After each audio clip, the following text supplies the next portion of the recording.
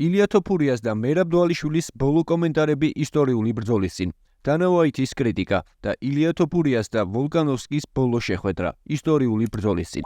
Ამ და სხვა სიახლეების ანახავად უყურეთ ვიდეოს ბოლომდე. Უკვე ყველამ ვიცით, რომ ქართველებისთვის MMA-ის ისტორიაში 18 თებერვალი დიდი დღეა. ილია თოფურია ქვემსუბუქი დივიზიონის გამლისთვის მოქმედ ჩემპიონს ალექსანდრე ვოლკანოვსკის დაუპირისპირდება.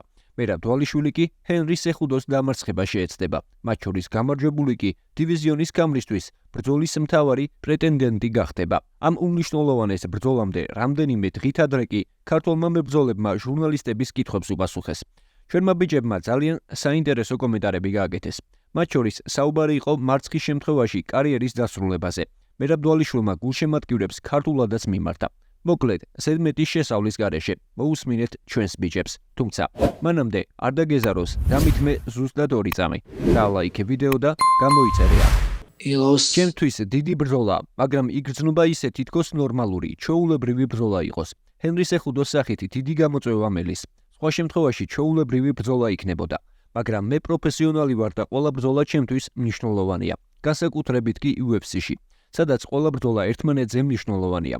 ვფიქრობ, ჰენრის მოტივაციის პრობლემა არ ექნება, რადგან თუ დამამარცხებს, სადიტულო ბრძოლას მიიღებს. ის ჩემპიონი იყო, მოგვიანებით კი დიდებულ ალჯამეინ სტერლინგთან საჯების გაყოფილი გადაწყვეტილებით წააგო. მას კარგი სახელი აქვს, ძლიერი მებრძოლია. თუ წააგებს დიდი ხნით ნომერ პირველი კონტენდერის სტატუსს ვეღარ მიიღებს. ამას დიდი დრო სჭირდება. მას ყავს ოჯახი, აქვს ფული და არ მგონია რომ ბრძოლები კიდევ უნდოდეს. ვფიქრობ, თუ დამარცხდება, კარიერის დამთავრება ლოგიკური და სწორი გადაწყვეტილება იქნება. მას ახლა დასაკარგი არაფერი აქვს და მენტალურად ეს მასზე კარგად იმოქმედებს. რის გამოც უფრო სახიფათო ხდება. ვიცი რომ ამ ბრძოლის მოსაგებად ყველაფერს გააკეთებს და ვგრძნობ თუ როგორი მშიერია, მაგრამ მეც არ ვარ ნაკლები განწყობით, იმიტომ რომ არასდროს მიმიღია ტიტულისთვის ბრძოლის შესაძლებლობა და როგორც ჩემთვის, ისე ქვეყნისთვის ბევრს ნიშნავს. ჰენრისთან თითოეული რაუნდი ჩემთვის რთული იქნება. რომ ყოფილიყო 5 რაუნდიანი ბრძოლა, ვიტყოდი რომ მე-4 და მე-5 რაუნდებში უფრო კომფორტულად ვიქნებოდი, მაგრამ 3 რაუნდიან ბრძოლაში ჰენრი უფრო სახიფათო იქნება, ნებისმიერ წამს. მენტალურად ძლიერია, იცის რომ აუცილებლად უნდა მომიგოს. წინააღმდეგ შემთხვევაში ყველაფერი დამთავრდება. მსგავსი სიტუაცია იყო ჟოზე ალდოს შემთხვევაშიც. ჩემთან ბრძოლას 3 მატჩიანი მოგებათა სერიით შეხვდა და თუ დამამარცხებდა, სადიტულო ბრძოლისკენ წავიდოდა. თუმცა მე დავამარცხე და მაშინვე კარიერა დაამთავრა. არ მგონია რომ ჰენრისას მსგავსი რამ უნდოდეს. რამდენ ტექდაუნს გაუკეთებ ოლიმპიურ ჩემპიონს 15 წუთში, ამაზე ფოკუსირებული არ ვარ. ის ნამდვილად ჩემზე უკეთესი მოჭიდავია. მას ხომ ოლიმპიური ოქრო აქვს.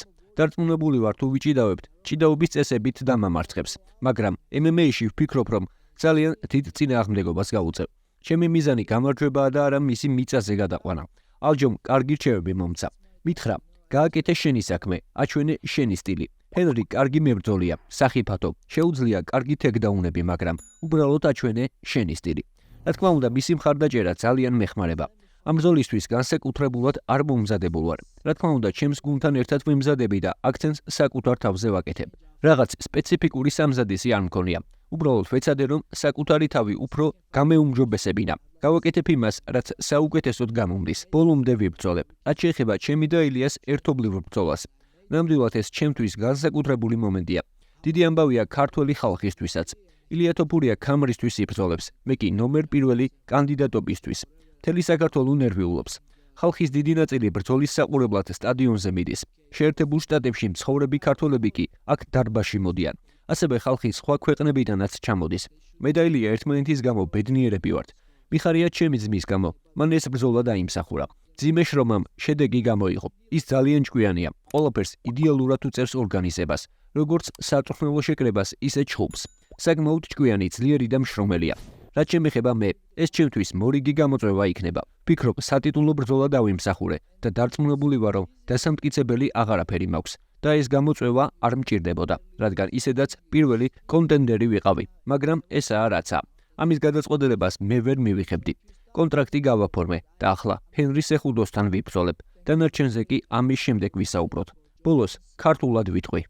გენაცვალეთ ქართველებო, ძალიან გრძნობ თქვენს მხარდაჭერას და ეს საღამო აუცილებლად უნდა იყოს ჩემი და ილიას გამარჯვების დღე და ჩვენი ერთად ზეიმის დღე. ამისთვის ყველაფერს გავაკეთებთ, მეც და ილიაც. დიდი მადლობა მხარდაჭერისთვის, რა თქმა უნდა, გრძნობ თქვენს მხარდაჭერას. ამ ბრძოლისთვის ჩემს თავს ისევ ამზადებ, როგორც ყველა ბრძოლაში. ვემზადები რთული ბრძოლისთვის. ვემზადები და მზად ვარ გამარჯვებისთვის. განსაკუთრებული არაფერია. ჩემს წინ ნორმალური ოპონენტი დგას. მას ყველა კომპონენტში ვჯობნი. მასზე ყველაფრით უკეთესი ვარ. ის ქვემსუბუქი ზონის ისტორიაში სამუდამოდ დარჩება. ის ხალხს დაამახსოვრდება, როგორც ერთ-ერთი დიდებული მებრძოლი ქვემსუბუქ ზონაში. ის ნამდვილად იყო დიდებული ჩემპიონი. გულწრფელად რომ გითხრათ, რასაც ჩემს ინსტაგრამზე ვაკეთებ, ეს მხოლოდ ჩემი საქმეა. არ მესმის, რატომ უყურებს ჩემს ინსტაგრამს. მის გვერდზე არასდროს შემიხედავს. მის შესახებ თუ რამე ყოფილა მხოლოდ იმიტომ, რომ ხალხმა გამომიგზავნა რაღაც. რას ვხედავ ამ ბრძოლაში? ვხედავ, რომ მას პირველ რაუნდში დავანოკაუტებ. რა შეიძლება ამ ბრძოლის შემდეგ? სიმართლე რომ გითხრათ, ამაზე არ ვფიქრობ. უბრალოდ მინდა რომ ბედნიერი ვიყო. მაგრამ ახლაც ჩემი ცხოვრები და ყველაფრით, იმით რაც მაქვს ძალიან ბედნიერი ვარ. ასე რომ ნებისმიერი რეზულტატის შემთხვევაში უკვე ისედაც ბედნიერი ვარ. რაც შეეხება იარი როდრიგეს და ბრაიან ორტეგასთან შესაძლო ბრძოლას, რომელმე ბრძოლს არ უნდა ახლა ჩემთან შეხვედრა. ჯერ ჩემპიონი არ გამختار ვარ, ამისთვის 3 დღე დამჭა, მაგრამ ეს ხალხი უკვე მიწვევს. ყველა მიწვევს, რატომ? UFC-ს ქვემსუბუქ ზონაში ჩავეწერები როგორც ერთ-ერთი ყველაზე დიდებული ჩემპიონი. ხალხი მეც ისე დამიმახსოვრებს როგორც თავის დროზე შოლზე ალდოს, კონორ მაკგრეგორს, ალექსანდრე ვოლკანოვსკის. ჩემი სახელით ამ წიგნში ჩაეწერება. რაც შეეხება ჩემს და მერაბის ერთობლივ ბრძოლას. ჩვენ უბრალოდ ვგეგმავთ, რომ დიდი შოუ მოვაწყოთ. გამოვიყენოთ ყველაფერი, რაც ჩვენს ხელთაა და გავიმარჯვოთ. ვის გამოვიწვევ სანტიაგო ბერნაბეუზე? კონორ მაკგრეგორს. ამ ბრძოლას დიდი სიამოვნებით გავმართავ სანტიაგო ბერნაბეუზე. რა შეიცვალა ჩემში ანაჰეიმში ბოლო ბრძოლიდან? ამ დღის შემდეგ ბევრი რამ ვისწავლე. თითოეულ ასპექტში ბევრი რამ გავაუმჯობესე, როგორც პროფესიონალურად, ისე პერსონალურად. ნამდვილად სიამაყით მავსებს ის გრძნობა, რომ ანაჰეიმში ახლა სატიტულო ბრძოლისთვის დავბრუნდი. იქნება თუ არა ვოლკანოვსკის სტრატეგია ჭიდაობა? ყველა ბრძოლაში, რომელიც აქამდე მქონია, ასე ამბობდნენ. ამბობდნენ, რომ ყველა მებრძოლი რაღაცაში მაინც ჩემზე უკეთესი იყო. ამაზე გეტყვით, რომ ვიცი ისე იბრძოლებს, როგორც აქამდე აკეთებდა. ეცდება, რომ ჩემს გარშემო იმოძრაოს და ისე დამარტყას. ეცდება, რამდენიმე კომბო გააკეთოს და შემდეგ ძლიერად დამარტყას. ეცდება, რომ გალიასთან მიმიყვანოს და დაცვაში წნეხში მომაქციოს. ესაა მხოლოდ რაც მას აქვს და ამას ძალიან კარგად აკეთებს. მუდამ ამას ვხედავთ მის UFC-ს ჟურნალში. მე უფრო მეტი რამის შეთავაზება შემიძლია. ის უნდა მიხვდეს ერთ რამეს, რომ აქამდე ჩემნაირ მებრძოლს არ შეხვედრია. მე არც ერთ მებრძოლს არ ვგავარ, რომელსაც აქამდე შეხვედრია და დაამარცხა. მე ილია თოფურია ვარ და მე მას რაღაც განსაკუთრებულს დავმართებ. მე მესმის, რომ მას ნოკაუტის ზალა არ აქვს. მე კი მაქვს. მას ფინიშით გამარჯვება არ შეუძლია. ილია თოფურია საკუთარ ძალებში საკმაოდ დარწმუნებულია და ამას ხშირად ღიად აღნიშნავს. UFC-ს პრეზიდენტმა დანა უაითმა კი მას რჩევა მისცა. შეგახსენებთ, რომ თოფურიამ უნდა შეძლოს ის, რაც თავის დროზე ვერ შეძლეს მაქს ჰოლოვეიმ, ბრაიან ორტეგამ, კორელმა ზობმა თუ იარ როდრიგესმა. ილია კი ირწმუნება, რომ ვოლკანოვსკისთან ბრძოლა მისთვის ყველაზე იოლი იქნება მის კარიერაში. თოფურიას რაღაცეები ჯერ კიდევ აკლია. სტატისტიკა ნებისმიერი სახის შეიძლება კონდეს, მაგრამ თოფურიას არ აქვს ისეთი დიდი საბრძოლო გამოცდილება. ეს მისი პირველი დიდი ბრძოლა და სახელიანი მეტოქია. რაც არ უნდა მაგარი ბიჭი იყოს, მას ჯერ კიდევ ბევრი რამ აქვს დასამტკიცებელი.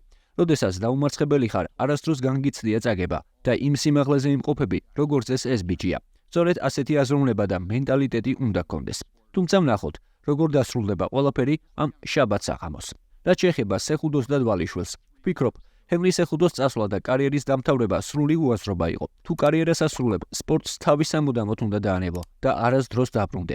ამ ბიჭმა კარიერა დაამთავრა მაშინ, როცა პიკში იმყოფებოდა და ახლა მნიშვნელოვანი ბრძოლა ელის. ჩემი აზრით, ეს ჯგუფი ორივე მებრძოლისთვის უმნიშვნელოვანესია. მერაბმა პაუზა აიღო და საჩემპიონო ბრძოლის მიღებაზე უარი თქვა, რადგან ტიტულს მისი მეგობარი ფლობდა. ვფიქრობ, სეხუდო და დვალიშვილი არიან მებრძოლები, რომლებმაც თავიანთ კარიერაში შეცდომები დაუშვეს და UFC 298 ორივე მათგანისთვის უმნიშვნელოვანესი მოვლენაა. აქვე გეტყვით, რომ ოფიციალური აწონები 16 თებერვალს 21 საათზე გაიმართება. აწონების ცერემონია კი 17 თებერვალს დილის 5 საათზე. ბრძოლები კი 18 თებერვალს დილის 7 საათიდან დაიწყება. არ გამოგჩეთ ეს ისტორიული დღე. უყურეთ ჩვენს ბიჭებს და მანამდე დაწერეთ კომენტარებში თქვენი პროგნოზები. ახლა კი თუ მოგეწონა ვიდეო, დაალაიქე, გამოიწერე არხი და გააზიარე. მე ეს დამატებით мотивაციას მომცემს.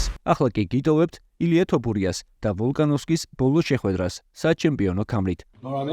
როგორც წესი, არავის აძლევენ შეხების უფლებას გაჩემპიონებამდე. ზუსტად ეს სხვაობაა ჩემსა და სხვებს შორის. სანამ დრო გაქვს ბოლომდე ერთობი? ძოლის კვირა გაქვს? არა და ძალიან მიხდება.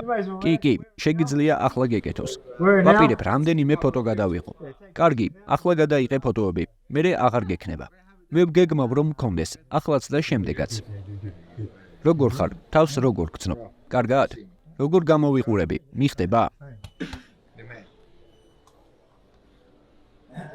და ეს არის კრისტალბეთ ეროვნული ლიგის თამაშებს და უგულშემატკივრე ქართულ ფეხბურთს.